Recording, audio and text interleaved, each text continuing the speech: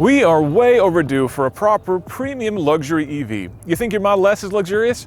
I'm talking about stuff like massaging seats, front and rear, a mind-blowing sound system, customizable scent profiles, and all the other luxury accoutrements we've come to expect from a car like the Mercedes-Benz S-Class. Now, Mercedes is finally bringing that level of luxury to the EV space with this. It's the EQS, and we've seen this car in concept form before, but you've never seen it like this. This is a nearly production-ready prototype version, and we're taking you on a first drive today.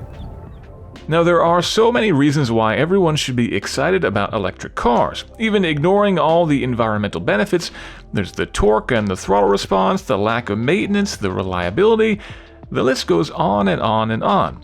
But when we're specifically talking about luxury cars, that list gets even longer. After all, what's more luxurious than something perfectly silent and smooth?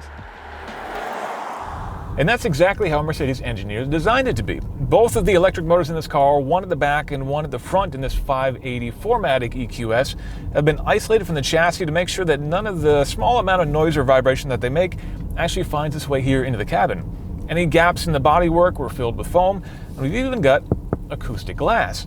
So it's a very calm, very quiet, very relaxing place to be.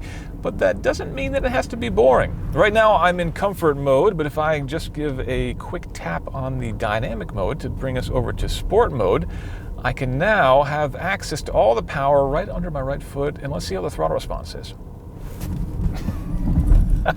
Pretty good. There's 516 horsepower of this car, and because it's electric, all that power is just instantaneous. It makes it feel far more quick than it actually is. Actually quicker even than an AMG GTR, it feels like anyway. Now, this is a big, heavy car, but ultimately, the way that throttle response is, and the fact that there's more power at the rear than at the front, should mean this is going to be pretty engaging to drive when I'm allowed to drive a little bit more quickly than I'm able to today. Given this is an EV, I'd be remiss if I didn't talk about the regeneration. By default, the EQS is in what's called intelligent regen mode, which basically uses the sensors of the car to determine how much regeneration the car uses, basically how quickly it slows down when you lift off of the accelerator. So if I'm cruising down a hill and there's nothing in front of me, it will actually let the car coast. But if the car detects another car in front of me, it will increase the regen to make sure that I maintain a safe distance from that car, even if the cruise control is not enabled. Now, I tried that just a little bit, and I found it a little bit hard for me to figure out, but maybe with a little bit more time, I'll get to know that better. Thankfully, you can quickly override that with the two shift paddles here on the back of the steering wheel. 2 taps on the left one, and that puts us into increased regen mode. At this point, now when I lift off the throttle, we get quite a bit more regen than before, and this is basically the sort of single pedal driving mode that I prefer in an EV, such that even when I lift off the throttle, it will slow the car down and eventually bring it to a complete stop. Now, this isn't actually the first time I've been behind the wheel of an EQS. I got to drive the concept version with its silly yoke steering wheel back in Japan in 2019. But as far as drives go, that was one of those super early situations where the thing was held together with duct tape and baling twine, and I had to be careful where I put my weight when getting into it. This one, thankfully, is much more solidly built. It's almost ready for production. But what that car lacked in solidity, it more than made up for in style. This one, well, that remains to be seen. While I know this is the most aerodynamic mass-market production car on the planet, with a coefficient of drag of just 0.20, I don't really know what it looks like. Mercedes has left the bulk of this car wrapped up in vinyl camouflage, and as tempted as I am to peel this stuff off and show you what's underneath, let's just say that wouldn't go over too well with the folks in Stuttgart. We'll just have to wait a little while longer for the full unveil. What I can show you is the entirety of the interior of the EQS, which is frankly pretty amazing. I'm starting at the rear seats because this is where most current S-Class owners will spend their days getting shuttled through their busy lives, and it's pretty nice back here. Maybe not quite as much room as the current S-Class, the headroom's a little bit tight, but still incredibly comfortable. We've got the premium package, so I've got my own infotainment experience here. If that weren't enough, I've got a removable tablet here in the center console as well. But to see the real hallmark of the interior of the EQS, we got to go back up front.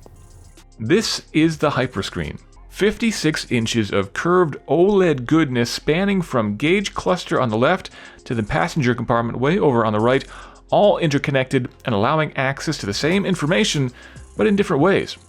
Way over there, the passenger could look up the weather or search for restaurants and the like, destinations they can then send to the navigation system on the car, which pops up in front of the gauge cluster.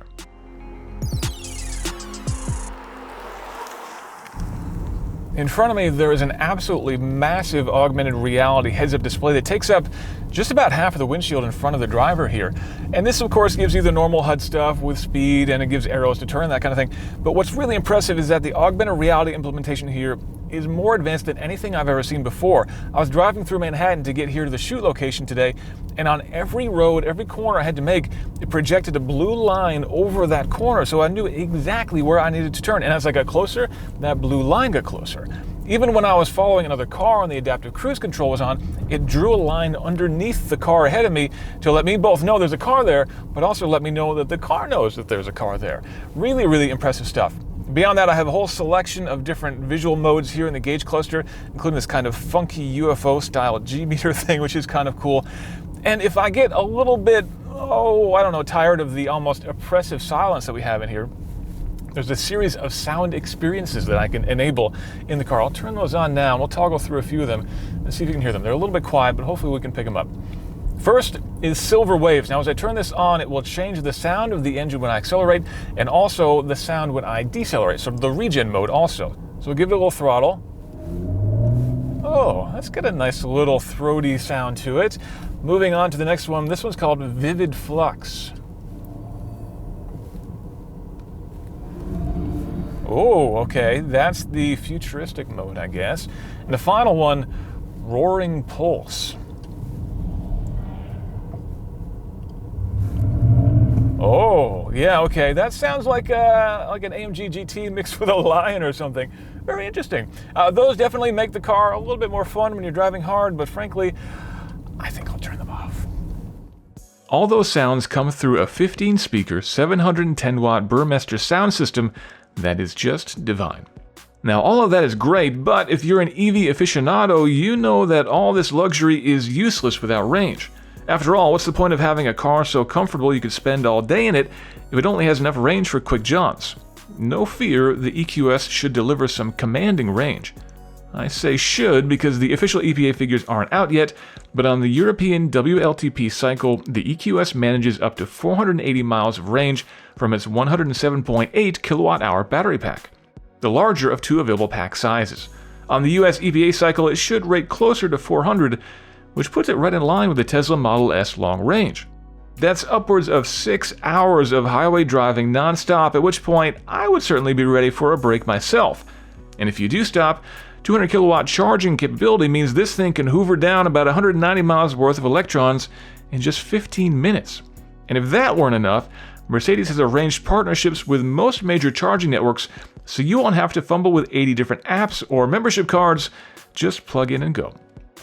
So has Mercedes-Benz done it? Is this the ultimate premium luxury EV that I've been waiting for? It's still a little bit early to tell. We don't know exactly what it's going to look like. We don't have the formal range figures in yet. And most importantly, we don't know how much this thing is going to cost. But with all the premium features on the inside that I'm looking for, with that effortless performance and that incredibly smooth ride, if I had to choose between an S-Class right now and one of these, I'd choose this guy. That's what I think of the EQS, but we want to know what you think. Take a look in the comments, let us know your thoughts, and definitely make sure that you like and subscribe.